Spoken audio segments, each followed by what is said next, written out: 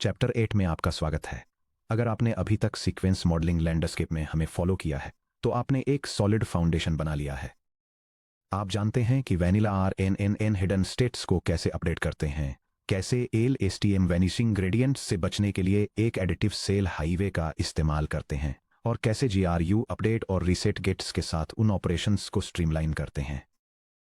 आखिरी में आपने देखा कि कैसे सीक्वेंस टू सीक्वेंस फ्रेमवर्क ने एक एनकोडर नेटवर्क को एक डिकोडर नेटवर्क से जोड़ा, जिससे मॉडल्स आर्बिट्रेरी लेंथ का सीक्वेंस ले सकते हैं और आउटपुट में दूसरा आर्बिट्रेरी लेंथ का सीक्वेंस दे सकते हैं।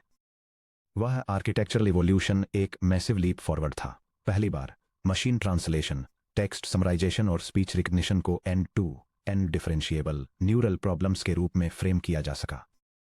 हालांकि जैसे ही रिसर्चर्स और इंजीनियर्स ने classic sequence to sequence models को रियल वर्ल्ड प्रोडक्शन सिस्टम्स में पुश किया, एक मेजर स्ट्रक्चरल लिमिटेशन सामने आई। जो मॉडल्स छोटे 10 वर्ड सेंटेंसेस पर ब्रिलियंटली परफॉर्म करते थे, उनकी एक्यूरेसी तब बहुत गिर गई जब उन्हें 40 वर्ड टेक्निकल पैराग्राफ्स या मल्टी सेंटेंस पैराग्राफ्स को ट्रांसलेट करने का टास्क दिया गया। Standard sequence to sequence models ने ऐसी हार्ड परफॉर्मेंस वॉल को क्यों हिट किया? इसका जवाब उस चीज में है जिसे हम इंफॉर्मेशन बॉटलनेक कहते हैं। इस सेक्शन में हम अनपैक करने जा रहे हैं कि वह बॉटलनेक क्यों एक्सिस्ट करता है। उस रेवोल्यूशनरी आइडिया को एक्सप्लोर करेंगे जिसने इसे तोड़ दिया, यानी अटेंशन, और उन दो फाउंडेशनल अटेंशन मैकेनिज्म्स को डिसेक्ट करेंगे जिन्होंने मॉडर्न डीप लर्निंग का रास्ता साफ किया: पाहदानो एडिटिव अटेंशन और Luong multiplicative attention. Section break. The bottleneck of the static context vector. Attention क्यों जरूरी था, इसे समझने के लिए मैं आपको एक इंट्यूटिव एनालॉजी देता हूं। इमेजिन कीजिए कि मैं आपसे क्वांटम मैकेनिक्स पर 500 पेज की टेक्स्ट बुक पढ़ने के लिए कहता हूं। जब आप पढ़ रहे हों तो आपको नोट्स लेने, पेजेस को बुकमार्क करने या टेक्स्ट को हाईलाइट करने की मनाही है। जैसे ही आप आखिरी पेज पलटते हैं, मैं किताब ले लेता हूं, आपको एक ब्लैंक शीट ऑफ पेपर देता हूं और आपसे फ्रेंच में एक detailed chapter by chapter summary लिखने के लिए कहता हूं। यह सुनने में काफी एब्सर्ड लगता है ना? आपकी मेमोरी चाहे कितनी भी अच्छी क्यों न हो, एक पूरी बुक जितनी न्यूआंस्ड इंफॉर्मेशन को एक single fixed size mental summary में जबरदस्ती फिट करने से आप कुछ डिटेल्स इनेविटेबली भूल जाएंगे, कॉन्सेप्ट्स मिक्सअप हो जाएंगे और हेलुसिनेशंस होने लगेंगे। फिर भी classic seq to seq architectures अपने एनकोडर्स से प्रिसाइजली इसी चीज की डिमांड करते थे। यह डायग्राम उन सीक्वेंस टू सीक्वेंस मॉडल्स में क्लासिक एनकोडर डिकोडर बॉटलनेक को दिखाता है जो अटेंशन मैकेनिज्म का यूज नहीं करते हैं। यह दिखाता है कि कैसे 50 टोकन्स का एक input sequence step by step एक single fixed size final hidden state vector में कंप्रेस हो जाता है। यह वेक्टर एक बॉटलनेक की तरह काम करता है क्योंकि डिकोडर के टारगेट सीक्वेंस जनरेट करना शुरू करने से पहले इसे सोर्स सीक्वेंस की सारी इंफॉर्मेशन स्टोर करनी होती है। एक ट्रेडिशनल एनकोडर डिकोडर पाइपलाइन में बिना अटेंशन के encoder input tokens x1 x2 x2 xtx को सीक्वेंशियली प्रोसेस करता है और हर स्टेप पर अपनी हिडन स्टेट को अपडेट करता है। फाइनल इनपुट टोकन xtx पर एनकोडर एक final hidden vector htx produce करता है। इस सिंगल वेक्टर htx से, जिसे हम कॉन्टेक्स्ट वेक्टर भी कहते हैं, यह एक्सपेक्ट किया जाता है कि यह पूरे सोर्स सीक्वेंस के हर सिमेंटिक, सिंटैक्टिक और स्ट्रक्चरल न्यूआंस को कंप्रेस कर ले। डिकोडर सिर्फ इस स्टैटिक कॉन्टेक्स्ट वेक्टर v को अपनी इनिशियल स्टेट S0 की तरह रिसीव करता है और target sequence y1 y2 through y को टोकन बाई टोकन जनरेट करने का अटेम्प्ट करता है। The compression loss function curve. जब रिसर्चर्स ने classic seq to seq models के लिए ट्रांसलेशन क्वालिटी, जिसे ब्लू स्कोर्स द्वारा मेजर किया गया था, को सेंटेंस लेंथ के अगेंस्ट प्लॉट किया, तो उन्होंने एक कैटास्ट्रोफिक ड्रॉप ऑफ ऑब्जर्व किया। 10 to 15 टोकन्स से छोटे सेंटेंसेस के लिए स्टैटिक कॉन्टेक्स्ट वेक्टर काफी रेलेवेंट सिग्नल होल्ड कर सकता था, लेकिन जैसे ही सेंटेंस लेंथ 20, 30 या 50 टोकन्स से ज्यादा बढ़ी, परफॉर्मेंस एक्सपोनेंशियली गिर गई।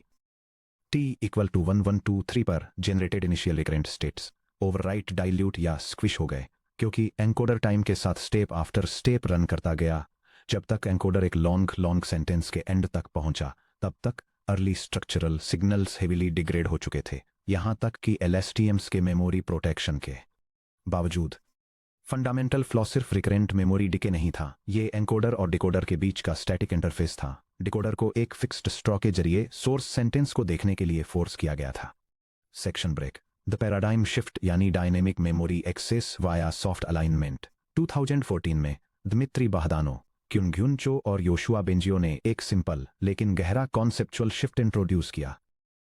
क्या हो अगर डिकोडर जनरेशन के हर स्टेप पर इनपुट सेंटेंस के किसी भी हिस्से को सिलेक्टिवली वापस देख सके। सारे इंटरमीडिएट एनकोडर हिडन स्टेट्स जैसे h1, h2, dot dot dot h(tx) को डिस्कार्ड करने और डिकोडर को सिर्फ फाइनल स्टेट h(tx) सौंपने के बजाय क्यों न सभी इंटरमीडिएट स्टेट्स को मेमोरी में स्टोर करके रखा जाए।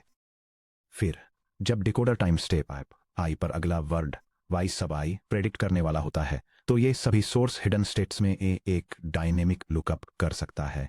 यह डिसाइड कर सकता है कि कौन से सोर्स टोकन्स उस चीज से ज़्यादा रिलेवेंट हैं जिसे वह करंटली ट्रांसलेट करने की कोशिश कर रहा है, और स्टेप आई के लिए खास तौर पर तैयार किया गया एक customised dynamic context vector c sub i बना सकता है।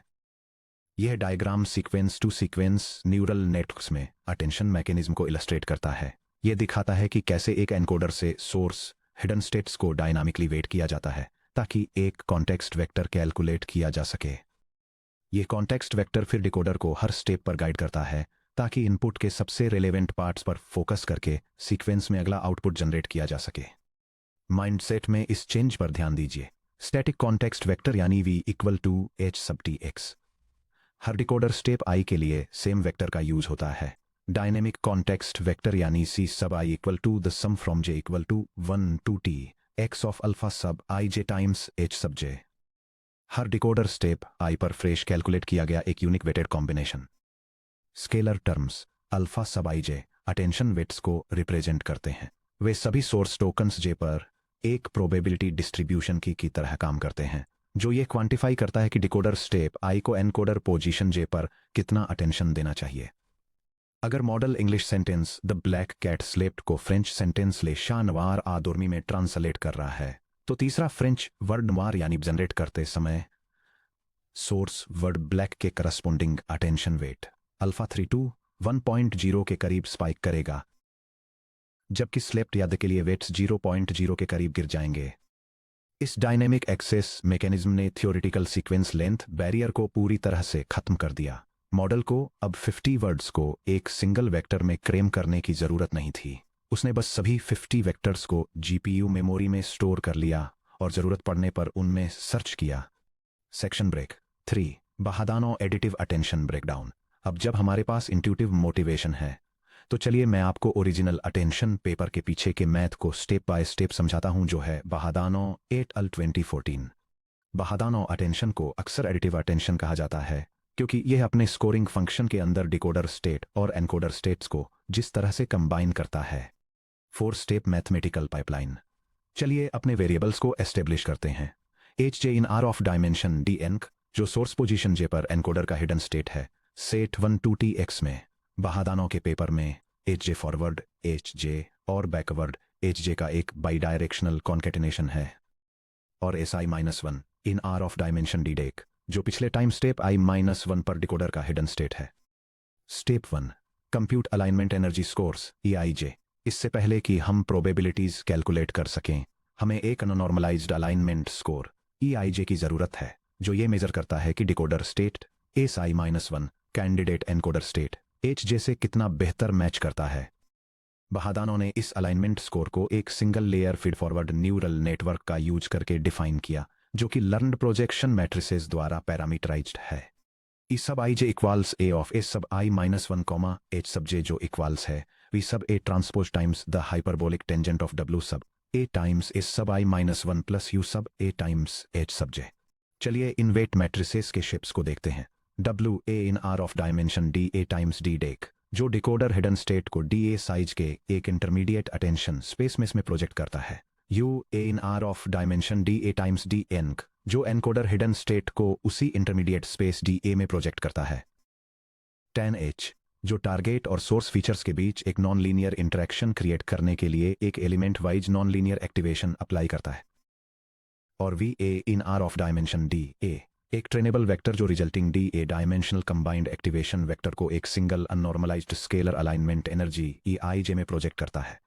ध्यान दें कि इसे एडिटिव क्यों कहा जाता है। 10H के अंदर projected vectors W A SI-1 और U A एच जे सचमुच एलिमेंट वाइज एक साथ ऐड किए जाते हैं।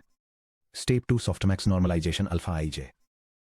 इन रॉ स्कोर स्केलर वैल्यूज को एक वैलिड प्रोबेबिलिटी डिस्ट्रीब्यूशन में बदलने के लिए जहां सभी वेट्स का सम 1.0 हो और वे नॉन नेगेटिव हों, हम स्कोर्स के सीक्वेंस EI, I1, EI2 और इसी तरह EITX तक को इनपुट सीक्वेंस डायमेंशन जे के अक्रॉस एक सॉफ्टमैक्स फंक्शन से पास करते हैं। अल्फा सब i J equals softmax of e sub i जे जो इक्वाल्स है the exponential of e sub i j divided by the sum from k equals 1 to t sub x of the exponential of e sub i k. Scalar alpha i j in 0 to 1 उस exact proportion of focus को represent करता है जो decoder source position जे की तरफ direct करता है जब वह आउटपुट टोकन y को जनरेट करने की तैयारी कर रहा होता है। Step 3 dynamic context vector CI compute करें। नेक्स्ट हम सभी encoder hidden states H J का एक लीनियर कॉम्बिनेशन लेते हैं जो उनकी corresponding attention probabilities alpha i जे से वेटेड होते हैं। C sub I equals the sum from J equals 1 to T sub X of alpha sub I J times H sub J। क्योंकि J के ऊपर अल्फा आई जे का सम 1 के equal होता है, C I एनकोडर स्टेट्स का एक सॉफ्ट वेटेड एवरेज है। अगर अल्फा आई 30.95 के इक्वल है तो C I encoder hidden state H3 के लगभग आइडेंटिकल होगा। Step 4 decoder hidden state update करें और आउटपुट प्रोड्यूस करें। डायनेमिक कॉन्टेक्स्ट वेक्टर्स CI के मिल जाने के बाद डिकोडर अपने स्टेट को अपडेट करता है और स्टेप I के लिए आउटपुट डिस्ट्रीब्यूशन प्रेडिक्ट करता है। S सब I equals f of S सब I माइनस 1 y सब I minus 1 C sub I। y hat सब I equals softmax of W सब O टाइम्स S सब I प्लस B सब O, जहां f एक रिकरेंट सेल फंक्शन है जैसे कि एक LSTM या GRU स्टेप। यह डायग्राम बहादानो एडिटिव अटेंशन मैकेनिज्म के step by step mathematical flow को इलस्ट्रेट करता है।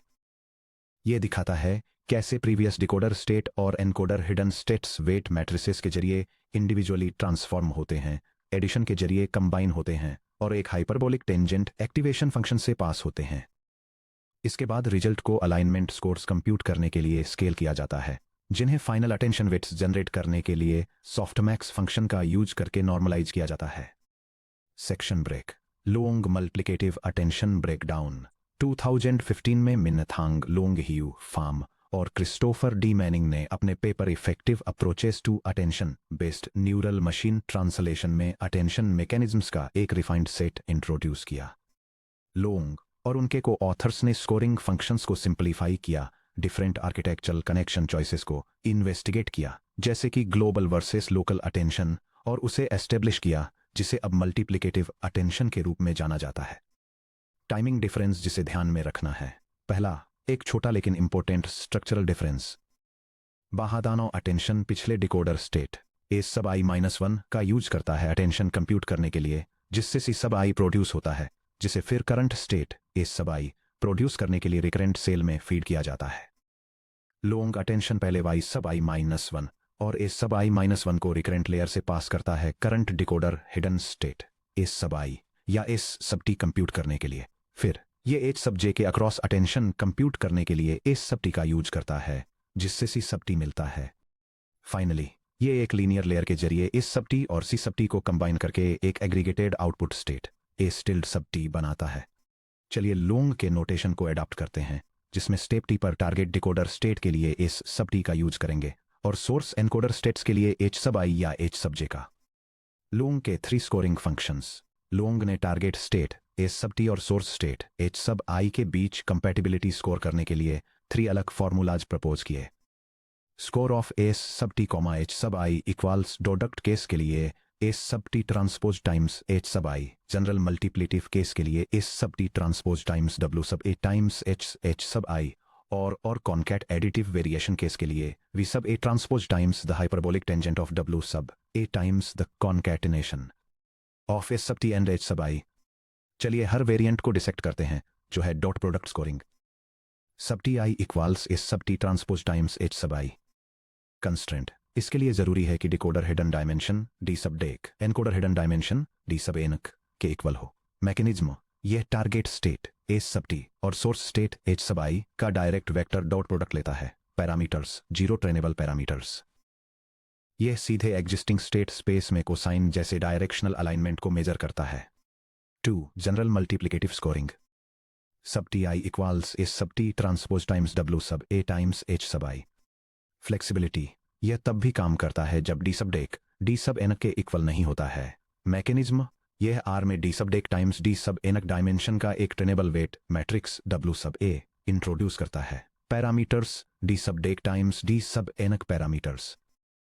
यह quintessential long multiplicative attention module है। 3. कॉन्कैट स्कोरिंग, सब टी आई इक्वल्स वी सब A transpose times the hyperbolic tangent of W sub a times the concatenation of ए सब T and H sub आई।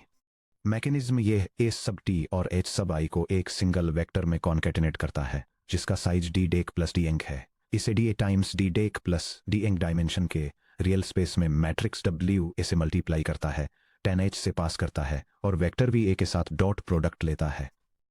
यह computationally Bahdanau के additive approach के equivalent है। Section break, mathematical और hardware deep dive additive versus multiplicative. Additive यानी v a transpose 10H of W a s plus U a h और multiplicative यानी s transpose W a h attention के बीच का difference modern neural network design में इतना matter क्यों करता है? इसका आंसर देने के लिए हमें लीनियर अलजेब्रा के फंडामेंटल्स से कनेक्ट करना होगा, स्पेशली स्पेस ट्रांसफॉर्मेशंस और हार्डवेयर लेवल जीपीयू एग्जीक्यूशन से। जियोमेट्रिक और लीनियर अलजेब्रा पर्सपेक्टिव। चैप्टर 1 में हमने एस्टेब्लिश किया था कि एक मैट्रिक्स मल्टीप्लिकेशन डब्ल्यू एक्स एक वेक्टर के लीनियर ट्रांसफॉर्मेशन को रिप्रेजेंट करता है, एक वेक्टर स्पेस से दूसरे वेक्टर स्पेस में लीनियर कॉम्बिनेशंस को प्रिजर्व करते हुए। हमने ये भी एस्टेब्लिश किया था कि dot product u transpose v equal to norm of u times norm of v times cosine of theta एक शेयर्ड वेक्टर स्पेस में दो वेक्टर्स के बीच स्पेशियल सिमिलैरिटी और प्रोजेक्शन अलाइनमेंट को मेजर करता है। अब लुआंग के मल्टीप्लिकेटिव अटेंशन स्कोर को ध्यान से देखिए। सब T I equals s sub t transpose times the quantity W sub a times h sub i. One matrix transformation W h i source encoder state h i को encoder के feature space R की power e n c से target decoder के feature space R की power d d इसी में map करता है two dot product s t transpose dot फिर target decoder vector s t और न्यूली प्रोजेक्टेड सोर्स वेक्टर के बीच इनर प्रोडक्ट कैलकुलेट करता है। अगर एस टी और W a H I feature space में सिमिलर डायरेक्शंस में पॉइंट करते हैं तो उनका डॉट प्रोडक्ट लार्ज और पॉजिटिव होता है। अगर वे ऑर्थोगोनल हैं तो स्कोर 0 के करीब होता है। अगर वे अपोजिट डायरेक्शंस में पॉइंट करते हैं तो स्कोर नेगेटिव होता है। इसके कंट्रास्ट में बाहदानों का additive attention score E sub i J equals we सब A transpose the hyperbolic tent of open parenthesis W sub a times S सब आई -1 प्लस यू सब ए टाइम्स एच सब जे क्लोज पैरेंथेसिस। दोनों वेक्टर्स को independently एक hidden intermediate space D A में project करता है, उन्हें आपस में सम करता है, 10H के जरिए नॉन लीनियर बेंडिंग अप्लाई करता है और फिर एक लर्न लीनियर एक्सिस के अलोंग मैग्नीट्यूड मेजर करने के लिए वेक्टर वी ए का यूज करता है। हालांकि additive attention technically hidden states के बीच ज्यादा complex non linear decision boundaries को एक्सप्रेस कर सकता है, फिर भी एम्पिरिकल रिसर्च से पता चला है कि ट्रांसलेशन क्वालिटी के मामले में दोनों मैकेनिज्म्स लगभग एक जैसा ही परफॉर्म करते हैं। लेकिन जब बात कंप्यूटेशनल एफिशिएंसी की आती है तो मल्टीप्लिकेटिव अटेंशन बहुत बड़े अंतर से जीत जाता है। जीपीयू एक्सीलरेशन और matrix multiplication GEMM modern graphics hardware जैसे जीपीयू और टीपीयू फंडामेंटली एक सिंगल कोर ऑपरेशन के लिए ऑप्टिमाइज्ड होते हैं, जो है general matrix multiplication GEMM. Hardware accelerators में डेडिकेटेड मैट्रिक्स यूनिट्स होती हैं जैसे एनवीडिया टेंसर कोर्स, जिन्हें हाइपर पैरेलल थ्रूपुट पर फ्यूज्ड मल्टीप्लाई एक्यूमुलेट ऑपरेशंस को एग्जीक्यूट करने के लिए डिजाइन किया गया है। चलिए मैं आपको दिखाता हूं कि सीक्वेंसेस के एक बैच के लिए एडिटिव और मल्टीप्लिकेटिव अटेंशन हार्डवेयर पर कैसे एग्जीक्यूट होते हैं। मान लीजिए बैच साइज बी के बराबर है, target sequence length T Y के बराबर है, source sequence length T X के बराबर है, डिकोडर डायमेंशन डी डेक के बराबर है और एनकोडर डायमेंशन डी एनक के बराबर है। एडिटिव अटेंशन का कंप्यूटेशनल बॉटलनेक। एक पूरे सीक्वेंस बैच के लिए एडिटिव अटेंशन कंप्यूट करने के लिए सोर्स स्टेट्स को प्रोजेक्ट करें, यूएएच से भी टी एक्स डी ए मिलता है। टारगेट स्टेट्स को प्रोजेक्ट करें, डब्ल्यूएस से भी टी वाई डी ए मिलता है। ब्रॉडकास्टिंग और एडिशन, हमें दोनों टेंसर्स को shape B T Y T X D A में एक्सपेंड और ब्रॉडकास्ट करना होगा ताकि हम उन्हें एलिमेंट वाइज ऐड कर सकें। Non linear activation 4D tensor B T Y T X DA के हर सिंगल एलिमेंट पर 10H अप्लाई करें। Linear vector reduction, dimension DA को रिड्यूस करके भी TY TX करने के लिए भी इसे एलिमेंट वाइज मल्टीप्लाई करें। स्टेप 3 और 4 पर ध्यान दीजिए। BTY TX DA शेप के एक 4D इंटरमीडिएट टेंसर को एलोकेट करने के लिए बहुत बड़ी मात्रा में हाई बैंडविड्थ मेमोरी HBM की ज़रूरत होती है। इसके अलावा एलिमेंट वाइज एडिशंस और element wiser hyperbolic tangent activations memory bandwidth bound operations हैं। GPU मैथ ऑपरेशंस को एग्जीक्यूट करने से ज़्यादा समय VRAM के अंदर और बाहर बाइट्स को मूव करने में बिताता है। मल्टीप्लिकेटिव अटेंशन की GPU एफिशिएंसी। अब लुआंग के मल्टीप्लिकेटिव स्कोरिंग को देखिए। Equals S times W sub A times H transpose. चलिए हार्डवेयर एग्जीक्यूशन को ट्रेस करते हैं। सिंगल मैट्रिक्स प्रोजेक्शन, एक लीनियर लेयर के जरिए सभी एनकोडर स्टेट्स H को प्रोजेक्ट कीजिए। H prime equal to HW A transposer, जिसका result B T X D dec होता है। बैच मैट्रिक्स मल्टीप्लिकेशन भी MM। BTY D डेक में टारगेट बैचेस और BTX D डेक में projected source batch H prime के inner product को compute कीजिए। Equals B MM of open parenthesis S comma H prime transpose close parenthesis which maps to open parenthesis B comma T sub Y comma T sub X close parenthesis. बस इतना ही। Step 2 एक single highly optimised torch.p AMM call है जो पूरी तरह से GPU tensor course के अंदर एग्जीक्यूट होता है, वो भी 1 मिलीसेकंड के एक छोटे से हिस्से में। कोई 4D टेंसर एक्सपेंशन नहीं, कोई इंटरमीडिएट मेमोरी एलोकेशन नहीं और कोई element wise non linear activation नहीं। यह विजुअलाइजेशन एडिटिव और मल्टीप्लिकेटिव अटेंशन मैकेनिज्म के हार्डवेयर एग्जीक्यूशन फ्लो को कंपेयर करता है।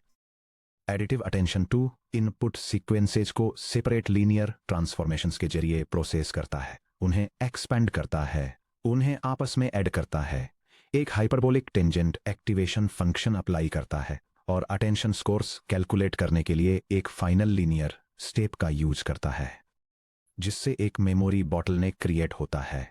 मल्टीप्लिकेटिव अटेंशन इसे वन इनपुट को प्रोजेक्ट करके और उसे एक सिंगल बैच्ड मैट्रिक्स मल्टीप्लिकेशन के जरिए दूसरे के साथ कंबाइन करके सिंपलीफाई करता है, जिससे यह स्पेशलाइज्ड हार्डवेयर एक्सीलरेटर्स पर नेटिवली और एफिशिएंटली रन कर सकता है। सिर्फ यह एक एहसास की मल्टीप्लिकेटिव डॉट प्रोडक्ट अलाइनमेंट को डायरेक्ट मैट्रिक्स मल्टीप्लिकेशन के रूप में एक्सप्रेस किया जा सकता है, अटेंशन मॉडल्स को मिलियंस ऑफ टोकन्स तक स्केल करने का फाउंडेशन बन गया, जिसने आखिरकार ट्रांसफॉर्मर आर्किटेक्चर को जन्म दिया। Section break architectural summary matrix. इससे पहले कि हम इन मैकेनिज्म्स को पायटॉर्च में बनाएं, आइए बहानाओ और लुआंग को एक रेफरेंस कंपैरिजन टेबल में आमने सामने रखते हैं। यह टेबल 2014 के बहादनाओ अटेंशन और 2015 के लुआंग अटेंशन के कैरेक्टरिस्टिक्स को कंपेयर करती है। प्राइमरी अलाइनमेंट टाइप के लिए बहादनाओ एक एडिटिव मैकेनिज्म का यूज करता है, जिसे भी A transpose times hyperbolic tangent of W S plus U H के रूप में कैलकुलेट किया जाता है, जबकि लुआंग एक मल्टीप्लिकेटिव मैकेनिज्म का यूज करता है, जिसे S transpose W A H या सिंपली एस ट्रांसपोज H के रूप में फॉर्मुलेट किया जाता है। डिकोडर स्टेट टाइमिंग के टर्म्स में बहादनाओ प्रीवियस डिकोडर स्टेट एस सब I-1 का यूटिलाइज करता है, जबकि Luong current decoder state s sub T का यूज करता है। कॉन्टेक्स्ट वेक्टर को इंसर्ट करते समय बहादनाओ इसे Y सब I-1 के साथ रिकरेंट स्टेप I में फीड करता है। लुआंग इसके बजाय रिकरेंट स्टेप के बाद इसे एस सब T के साथ कंबाइन करके एस सब T टिल्ड बनाता है। यह आर्किटेक्चरल डिफरेंस ट्रेनेबल पैरामीटर्स को अफेक्ट करता है। बहादनाओ का पैरामीटर काउंट हायर होता है, जिसमें W सब A, U सब A और V सब A शामिल हैं, जबकि लुआंग को कम पैरामीटर्स की रिक्वायरमेंट होती है, यानी इसके जनरल मोड के लिए केवल W सब A और इसके डॉट मोड के लिए 0। कॉन्सिक्वेंटली बहादनाओ का कंप्यूटेशनल फुटप्रिंट हैवी होता है, जिसमें टेंसर ब्रॉडकास्टिंग और हाइपरबोलिक टेंजेंट ऑपरेशंस की रिक्वायरमेंट होती है, जिससे poor GPU tensor core utilisation होता है। इसके अपोजिट लुआंग का फुटप्रिंट एक्सट्रीमली लाइट होता है, जो नेटिव बैचड मैट्रिक्स मल्टीप्लिकेशन का यूज करता है, जिसके रिजल्ट के रूप में superior GPU tensor core utilisation मिलता है। हिस्टोरिकली बहादनाओ ने fixed length sequence to sequence bottleneck को सॉल्व किया, जबकि लुआंग ने ट्रांसफॉर्मर सेल्फ अटेंशन की तरफ मैथमेटिकल रास्ता तैयार किया। Section break PyTorch implementation from scratch. आइए इन फार्मूलाज को प्रोडक्शन रेडी पायटॉर्च कोड में ट्रांसलेट करते हैं। हम एक मॉड्यूलर अटेंशन स्कोरर क्लास बनाएंगे जो बहानाओ एडिटिव अटेंशन और लुआंग मल्टीप्लिकेटिव अटेंशन दोनों डॉट और जनरल वेरिएंट्स को इम्प्लीमेंट करती है। कोड को ध्यान से पढ़िए और इस बात पर खास ध्यान दीजिए कि टॉर्च डॉट बी एम यानी बैच्ड मैट्रिक्स मल्टीप्लिकेशन और डायनेमिक ब्रॉडकास्टिंग को कैसे हैंडल किया जाता है। यह पाइटॉर्च स्क्रिप्ट स्क्रैच से 3 classic sequence to sequence attention mechanisms को इम्प्लीमेंट करती है, जिसमें Bahdanau additive attention Luong, general multiplicative attention और लुआंग डॉट मल्टीप्लिकेटिव अटेंशन शामिल हैं। यह प्रोग्राम एक custom neural network module define करता है जो डिकोडर स्टेट्स और इनकोडर आउटपुट्स के बीच अलाइनमेंट स्कोर्स कैलकुलेट करता है और इन स्कोर्स को सॉफ्टमैक्स फंक्शन का यूज करके नॉर्मलाइज करता है ताकि अटेंशन वेट्स जनरेट किए जा सकें और फिर इनकोडर स्टेट्स के वेटेड सम के रूप में एक डायनेमिक कॉन्टेक्स्ट वेक्टर कंप्यूट करता है। फाइनली यह कोड डमी डेटा के साथ वेरिफिकेशन टेस्ट्स रन करता है ताकि हर मेथड के लिए आउटपुट शिप्स और अटेंशन वेट डिस्ट्रीब्यूशंस की करेक्टनेस को एंश्योर किया जा सके। आउटपुट सैनिटी लॉग जब आप ऊपर दिए गए कोड ब्लॉक को रन करते हैं तो पाइटॉर्च कंफर्म करता है कि दोनों आर्किटेक्चर डायनेमिक वेरिएबल लेंस को बिना किसी परेशानी के एक कंसिस्टेंट कॉन्टेक्स्ट वेक्टर में रिड्यूस कर देते हैं। यह वैलिडेशन आउटपुट पाइटॉर्च का यूज करके 3 sequence to sequence attention mechanisms के कॉन्फ़िगरेशन को वेरीफाई करता है। यह एनकोडर और डिकोडर के इनपुट डायमेंशंस को चेक करता है और कंफर्म करता है कि बाहदानो एडिटिव अटेंशन, लुंग जनरल अटेंशन और लुंग डॉट प्रोडक्ट अटेंशन सभी करेक्ट कॉन्टेक्स्ट वेक्टर और वेट डायमेंशंस जनरेट करते हैं। इसके अलावा यह कंफर्म करता है कि एक सैंपल बैच के लिए अटेंशन वेट्स का सम 1 होता है। Section break 8 summary the legacy of early attention. चलिए थोड़ा रुकते हैं और हमने जो भी कवर किया है उसे सिंथेसाइज करते हैं। अटेंशन से पहले सीक्वेंस मॉडल सारे मीनिंग को एक single static bottleneck vector V के जरिए फोर्स करने की कोशिश करते थे। बादनाउ ने दिखाया कि सभी इंटरमीडिएट स्टेट्स को आसपास रखकर और एडिटिव न्यूरल प्रोजेक्शंस के जरिए dynamic alignment weights alpha i j calculate करके नेटवर्क्स हर जनरेशन स्टेप पर पूरे सोर्स सीक्वेंस को वापस देख सकते थे। लोंग ने इस इंसाइट को रिफाइन किया, यह प्रूव करके कि मल्टीप्लिकेटिव मैट्रिक्स डॉट प्रोडक्ट्स इस transpose W H equivalent translation performance provide करते हैं, जबकि मैसिव स्पीडअप्स के लिए नेटिव जीपीयू मैट्रिक्स मल्टीप्लिकेशन यानी जीएम का फायदा उठाते हैं। अटेंशन ने सिर्फ ट्रांसलेशन स्कोर्स को ही इम्प्रूव नहीं किया, इसने fundamentally neural network architecture design को रीशेप कर दिया। इसने हिडन स्टेट्स को एक सर्च करने योग्य मेमोरी डेटाबेस की तरह ट्रीट करने का आइडिया इंट्रोड्यूस किया। हालांकि अगर आप उस पाइटॉर्च कोड को एनालाइज करें जो हमने अभी लिखा है तो आप एक बची हुई डिपेंडेंसी नोटिस करेंगे कि हम अभी भी शुरुआत में हिडन स्टेट्स एचजे और एस कैलकुलेट करने के लिए रिकरेंट न्यूरल नेटवर्क्स एलएसटीएम या जीआरयू का यूज कर रहे हैं। इसका मतलब है कि हम एन्कोडिंग फेज के दौरान अभी भी sequential order of T recurrence loop से बंधे हुए हैं। क्या हो अगर हम रिकरेंट लूप्स को पूरी तरह से डिस्कार्ड कर सकें? क्या हो अगर हम इस अटेंशन मैकेनिज्म को क्वेरीज कीज और वैल्यूज के एक जनरलाइज्ड डिक्शनरी लुकअप फ्रेमवर्क में फॉर्मलाइज कर दें? वह एब्स्ट्रैक्ट फॉर्मुलेशन बिल्कुल वही है जिसकी तरफ हम आगे बढ़ रहे हैं। सेक्शन ब्रेक अगले सेक्शन में 8.2 क्वेरी की और value space mapping the mathematical intuition में हम फॉर्मलाइज करेंगे कि कैसे अटेंशन एक सेक टू सेक हेल्पर मैकेनिज्म से पैरेलल में सीक्वेंसेस को प्रोसेस करने के लिए एक स्टैंड अलोन मैथमेटिकल फ्रेमवर्क में ट्रांसफॉर्म होता है।